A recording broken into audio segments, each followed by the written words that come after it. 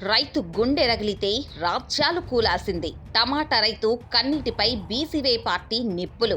ధరల స్థిరీకరణ నిధి ఏమైంది? పాలకుల హామీలు ఎటుపోయాయి?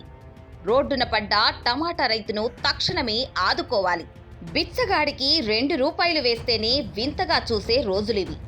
అలాంటిది ఆరుగాలం కష్టపడి చెమటను రక్తంగా మార్చి పంట పండించిన అన్నదాత చేతిలో కిలోకు ₹2 పెట్టడం అంటే అది ఆ రైతును అవమానించడమే కాదు, సమాజం సిగ్గుతో తలదించుకోవాల్సిన విషయం.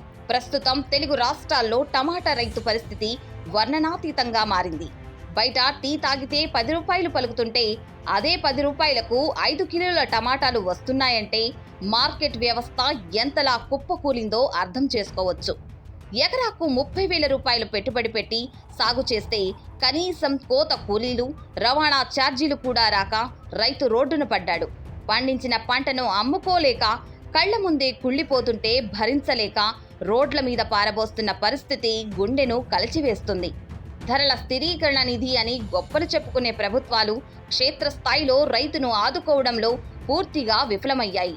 తెలంగాణలో రబీ సాగు చేసిన రైతులు మొదలుకొని అటు ఆంధ్రప్రదేశ్లోని చిత్తూరు, కర్నూలు, పార్వతీపురం, మన్యం, విజయనగరం, శ్రీకాకుళం జిల్లాల వరకు ప్రతి చోట టమాటా రైతు కన్నీరు పెడుతున్నాడు.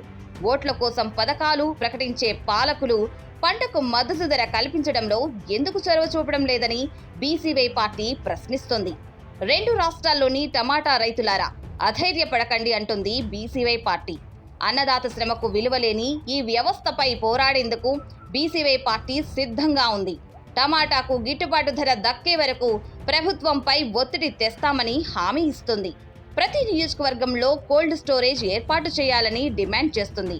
పంటను మార్కెట్కు తరలించే ఖర్చును సైతం ప్రభుత్వమే భరించేలా పోరాటం చేస్తామంటుంది బీసీవై పార్టీ.